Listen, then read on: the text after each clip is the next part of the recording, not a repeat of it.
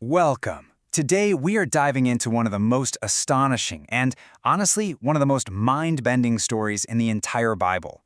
It's a moment of military crisis, cosmic intervention, and just profound theological depth, all from Joshua chapter 10. And Joshua 10? Yeah, it is absolutely one of those moments. This isn't just some ancient war story. This is a passage where history, theology, and prophecy all converge on a single, unbelievable day. It shows us that the God of the Bible isn't some distant idea, but He is an active participant in our world. We're going to see how every single detail here is just packed with meaning, pointing to someone so much bigger.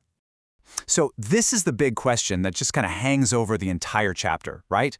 It challenges our modern sensibilities, our whole understanding of the natural world. But as we're about to see, the story is actually asking us to consider an even bigger question. What kind of God is this, who not only can command the cosmos, but chooses to do so in response to the voice of a man?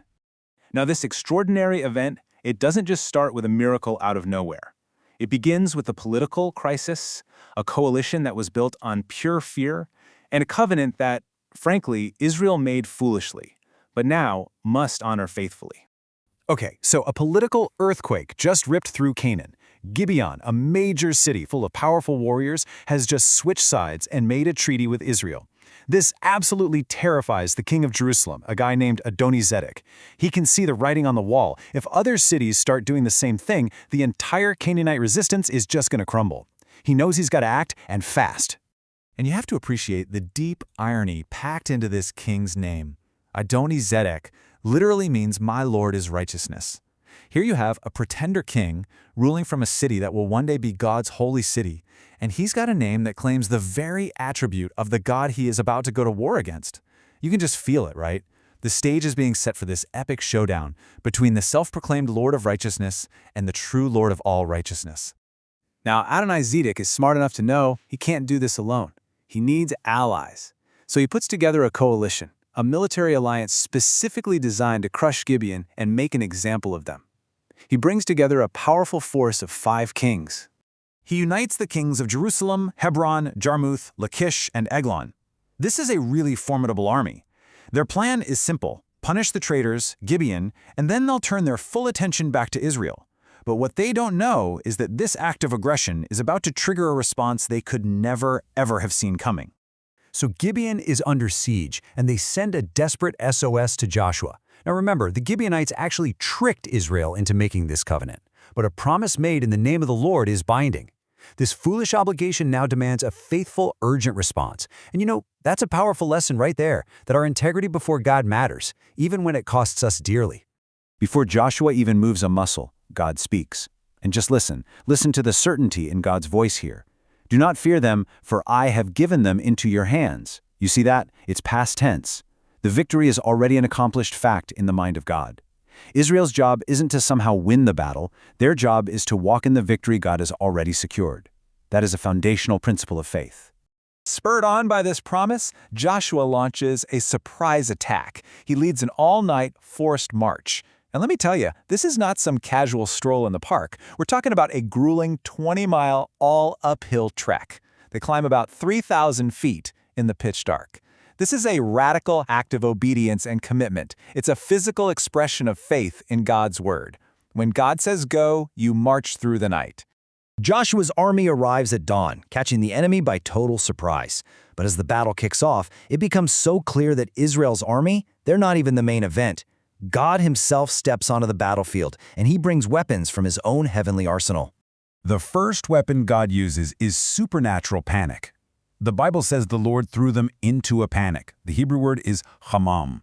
Now this isn't just, being scared in a battle. Get this. This is the exact same word used to describe what God did to Pharaoh's army right there at the Red Sea. It's a divine act of psychological warfare that just shatters the enemy's mind from the inside out.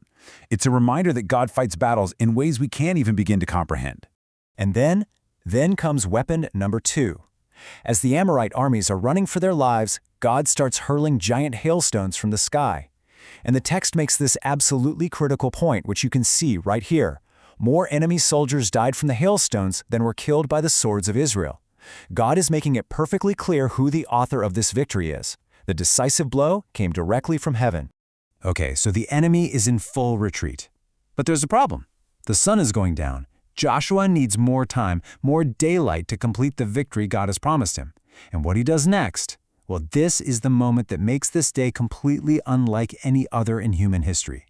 It reveals the kind of audacious faith that God honors. Right there, in front of his entire army, Joshua speaks. But here's the thing. He doesn't just pray to God, he speaks directly to the sun and the moon themselves. Can you imagine the sheer audacity? He is commanding creation to pause on behalf of its creator. The Hebrew word Joshua uses for stand still is dam. It means be silent or stop. But this is so much more than an astronomical request. See, in the ancient world, the sun and the moon were worshipped as powerful gods. So by commanding them to stop in the name of Yahweh, he is making this radical, in-your-face theological statement. Your gods, they're just things. They're creations, and they have to obey the one true God, the God of Israel. Now, the writer of Joshua, he knows how this sounds. He knows it's unbelievable. So he does something really smart. He cites an outside source, a now lost collection of Israelite poems and histories called the Book of Jashar. He's basically saying, hey, don't just take my word for it. This event was so real, so massive, that it was written down in our official national histories. This isn't being presented as myth. It's being presented as recorded history. And then the story itself just pauses for a moment to reflect on what makes this day so unique. And what was it? It wasn't actually just the sun standing still. The real miracle, the text tells us, was that the Lord heeded the voice of a man. Just think about that. The creator of the universe listened to his servant and reordered the entire cosmos because he asked. That is the heart of this story, a God who is intimately and powerfully responsive to those who trust him. So the battle is won, thanks to that extra long day. But the story isn't over, not by a long shot. The 5 kings who started this whole war are now fugitives, and their final judgment will become this powerful living prophecy of an even greater victory that's still to come. They find these 5 kings hiding out in a cave. Joshua has them brought out, and in a highly symbolic act, he tells his commanders, come here, put your feet on the necks of these kings. Now, in the ancient world, everybody knew what this meant. It was the ultimate symbol of total conquest and absolute subjugation. He's teaching them this is how God will deal with all your enemies.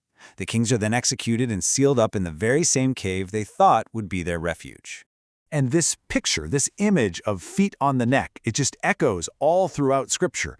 We see it most famously in Psalm 110, which is a messianic psalm about a future king. It paints this picture of ultimate authority, where all enemies are made a footstool.